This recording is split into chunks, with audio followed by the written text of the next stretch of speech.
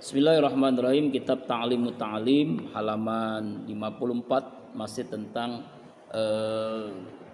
bagaimana pelajar penuntut ilmu ini ya dalam menuntut ilmu itu jangan menyibukkan hal-hal selain hatinya tertuju kepada Allah. La yusgilul qalba suglan yukhallu bi akhtaril qalbi fi sholati. Fa inna zalika qadra mil hammi wal qasi min amil akhirah. Tidak boleh seorang pelajar, santri, mahasiswa, penuntut ilmu itu disibukkan sehingga merusak hadirnya hati di dalam sholat. Kenapa pengaruh sholat itu sangat penting dalam belajar? Karena sholat ini kan tiang agama. Karena sholat ini unsur terpenting dalam Islam itu ya sholat. Ya. Awwalu ma yuhasabu as-shalah, yang pertama kali dihisab adalah sholat. Bagaimana seorang itu bisa konsentrasi dalam belajar, bagaimana bisa meraih ilmu yang manfaat, bagaimana meraih kecerdasan kalau tidak bisa menghadirkan hati dalam sholat. Tidak mungkin itu. Dengan sendirinya orang yang sholatnya khusyuk, orang yang sholatnya di awal waktu, orang yang sholatnya berjamaah, orang yang sholatnya di masjid di musola akan mempengaruhi sikapnya dalam menuntut ilmu. Hadirnya hati di dalam sholat itu sangat memungkinkan hadirnya hati di dalam belajar. Konsentrasi kecerdasan akal itu terpengaruh oleh kecerdasan spiritual, kecerdasan hatinya. Hatinya bersih maka mudah meraih ilmu. Bagaimana Imam Syafi'i ketika bertanya kepada Imam Waqi gurunya, "Hai guruku, saya ini kalau belajar sering hilang hafalanku. Lalu bagaimana caranya supaya hafalanku kuat?" Nasihatnya sangat ringkas, pada tarkul ma'asi, tinggalkan maksiat.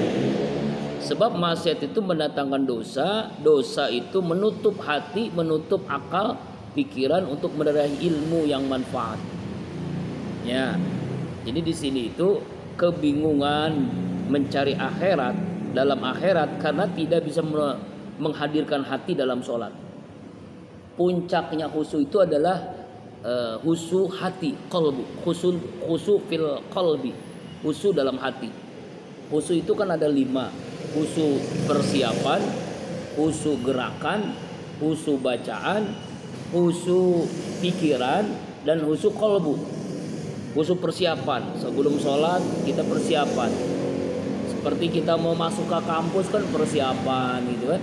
Persiapan sebelum sholat, wudu yang sempurna, istinja yang benar, menghadap Allah, ya kan. Ini persiapan sebelum sholat itu benar-benar gagal dalam mempersiapkan sesuatu sama dengan mempersiapkan sesuatu yang gagal. Kita siapkan dulu menuju kehusuan dalam sholat. Yang kedua khusyuk gerakan sholat, tumakninah, tidak terburu-buru. Yang ketiga khusyuk bacaan, bacaan sholatnya benar bacaannya, tahu artinya, paham, dihayati bacaan sholat itu. Lalu khusyuk pikiran, pikirannya tertuju kepada bacaan sholat, tertuju kepada gerakan sholat. Lalu hadirnya hati, hadir hati di dalam sholat, merasakan kenikmatan dalam sholat, maka mudah tuh meraih ilmu apapun. Kemudian wala budda li talibil ilmi. Jadi kalau kita menemukan kalimat la budda itu artinya adalah wajib, mesti bagi pelajar, bagi santri, min taqri ala alaik dunyawiyah. Tidak boleh seorang santri itu harus menyedikitkan urusan dunia, alaikil dunyawiyah, menyedikit urusan dunia. Artinya jangan terlalu fokus kepada masalah duit, masalah harta, masalah kekayaan. Jadi fokusnya kepada ilmu. Biqadril wusi, sekedar keluasan daripada duniawiyah. Waliyaja ikhtarul urbah. Makanya disarankan belajar itu harus jauh dari rumah, merantau. Makanya orang-orang yang merantau dalam menuntut ilmu itu orang-orang yang sukses. Misalnya luar pulau, luar negeri, wah itu lebih hebat lagi tuh luar negeri. Ya, Ustadz Abdul Somad ya kan di Mesir, Maroko, Libya. Kalau Ustadz Hidayat itu orang-orang yang hebat menuntut ilmu itu di luar negeri itu. wala budda min tahammulin nasabi wal musaqqafi sabit ta'allum. Dan mesti dari pelajar ini, santri ini menanggung kesulitan di dalam proses safaris ta'allum, proses merantau dalam belajar. Memang begitu, orang yang merasakan kesusahan dalam belajar yaitu dengan merantau, maka dia akan meraih kemudahan di dalam hidupnya nantinya. Sebagaimana qala Musa sallallahu wasallamu ala nabi alaihi safar ta'allum. Nabi Musa ini mengungkapkan kalimat tentang bagaimana safar ta'allum, merantau dalam belajar. Walam yunqal anhu jalika, dan tidak berpindah-pindah. Jadi fokus kepada satu ilmu yang dipelajari di tempat itu, maka dia akan memudahkan meraih ilmu itu. Sebagaimana Allah Subhanahu wa taala berfirman, laqad laqina min safarina hadza nasaba. Sungguh ya kami ini merasa letih di dalam perjalanan, letih dalam perjalanan. Orang menuntut ilmu itu pasti merasakan keletihan, kesusahan. Ya, kalau dia menuntut ilmu di dalam perantauan menuntut ilmu ini. Karena itu liya'lama anna safar ta'allum la yakhlu min at-ta'ab. Ketahuilah bahwasanya merantau dalam belajar itu tidak terlepas dari ta'ab, kesulitan-kesulitan. Ya. Kenapa? Li'anna talabul ilmi amrun azimun. Karena menuntut ilmu itu adalah perkara yang besar. Perkara yang besar itu artinya pahalanya besar, keberkahannya besar, kenikmatan nanti setelah pulang ke kampungnya akan besar. Wa afdalu minal jihad, dan itu utama-utamanya dari jihad. Inda aksar ulama, menurut mayoritas ulama, menuntut ilmu itu ternyata lebih utama daripada jihad fisabilillah. Kenapa? Karena dia merelakan hartanya, ya, kesenangannya untuk talabul ilmi. Wal ajru ala ghairi ta'ab wan nasab, dan ternyata ya belajar menuntut ilmu itu pahalanya itu sesuai dengan kesulitan dan kepayahan. Semakin sulit, semakin berat dalam menuntut ilmu, maka semakin besar pahalanya.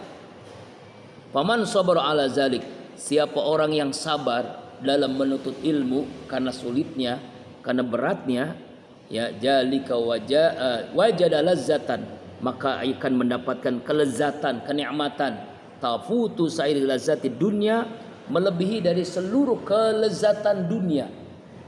Kelezatan makan, kelezatan minum, kelezatan berumah tangga, kelezatan apapun di dunia ini terkalahkan orang yang bisa sukses dengan sabar menuntut ilmu. Sabar kesulitannya, kepayahannya, maka dia akan mendapatkan kelezatan yang tidak didapatkan oleh orang-orang yang tidak menuntut ilmu. Walihaja, karena itu, karena Muhammad bin Hasan, telah ada Muhammad bin Hasan, ijaz sahur layali, apabila ia bangun sahur untuk bangun malam, maksudnya sahar ini waktu sahur untuk sholat malam layali. Lalu apa? Wan halat lahu muskilat, maka dia bisa memecahkan berbagai macam kesulitan dalam menuntut ilmu. Itulah kenapa di Qalbun Salim ini kita paksakan untuk sholat malam, ya, paksakan untuk sholat tahajud berat-berat, capek-capek, ngantuk-ngantuk, paksain aja dulu, ya, walaupun tadi subuh yang ajan nggak ada gitu ya, yang ngurusin karpet nggak ada, alhamdulillah habis semuanya jadinya, apa-apa dah. Besok bang jangan begitu ya. Rabu ini kita wajibkan. Nanti mungkin setiap malam ya. Sekarang masih seminggu sekali, sebulan sekali, setahun pertama. Sekarang tahun kedua kamu kan udah merasakan. Masih berat memang, masih belum bisa menikmati. Memang proses.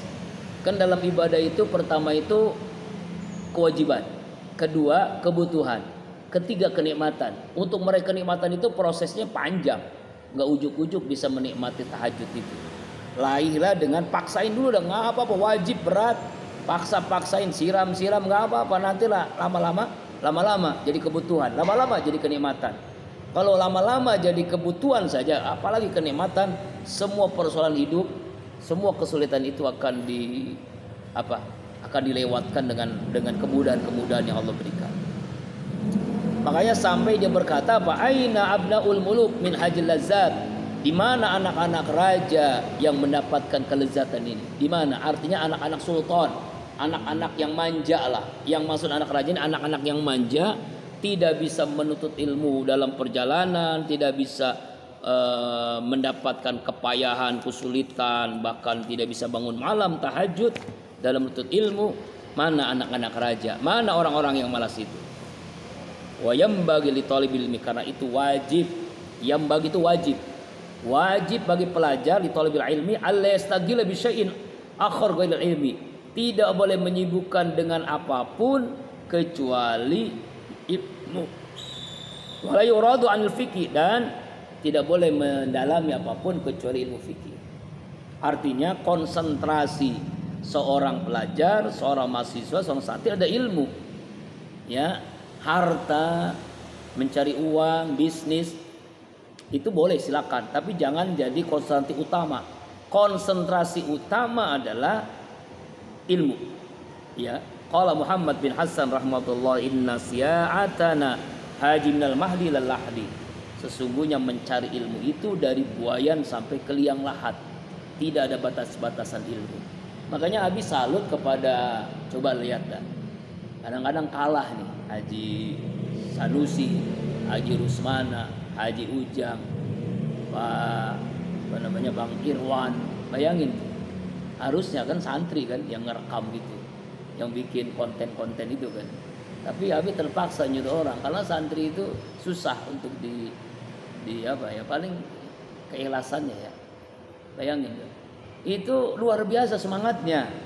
Kadang-kadang yang bukain pintu, yang hidupin lampu, gala, masya Allah, Pak Haji Sanusi ini santri kebal. Allah Akbar. Ya kalah gitu sama orang-orang tua. Jadi belum bisa menikmati menuntut ilmu dengan sungguh-sungguh, belum. Ya, memang benar menuntut ilmu itu dari buayan sampai kira-kira, jadi nggak ada batasan. Jadi walaupun seorang yang sudah profesor, dokter sekalipun, nah kemarin Abi ngawas ujian UAS di kampus Universitas Islam Depok, ada seorang mahasiswa ibu-ibu. Abi tanya, ibu umurnya berapa bu?